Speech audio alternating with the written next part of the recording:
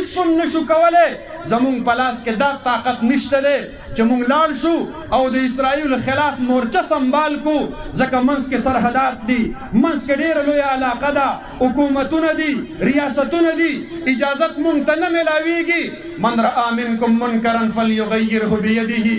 ربا ستا د حبیب فرمان دی، الله مونږ په لاس باندې اسرائیل نشو منع کولی، مونږ بېوسه یو، مونږ د خپلې بېوسۍ اظهار کوو. خو فإن لم یستطع فبلسانه، په کومې طریقې سره چې دوی د غزې په مسلمانانو بمباري وکړله، په دوسری جنگ عظیم کې 20,000 کیلوګرام بارود استعمال شوی او تیر د یوې میاشتې په دوران کې اسرائیلو 30,000 کیلوګرام بارودي مواد دا استعمال کړل.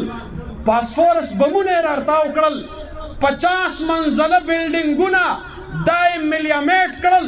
پرون یو بلډینګ دا یې په 10 بمونو باندې ویشتی دی او د هغې په نتیجه کې 1200 مسلمانان په هغې کې شهیدان شوي دي، د ملبو د لاندې پراته دي.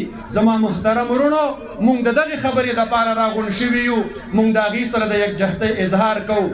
زمونږ مثال د هغې مرغۍ دی، کومې مرغۍ چې ابراهیم خلیل الله په اور کې لیدلی و، نو مخوکه کې قطره اوبه راوچتې کړې وې او ډېره لویه فاصله کې بره ودرېدلې وه او اواز یې کړی و اللهم فاشهد، ربه ته ګواه شه، زما د اوبو په دا یو قطره کې دومره طاقت نشته دی چې د نمرود زورور هغه اور مړ کړي. خو ربه ستا خلیل او ستا دوست ابراهیم چې په اور کې اینما زړه مې بې قراره دی، الله دا خپل مسلمانان چې په دې کیفیت کې اینو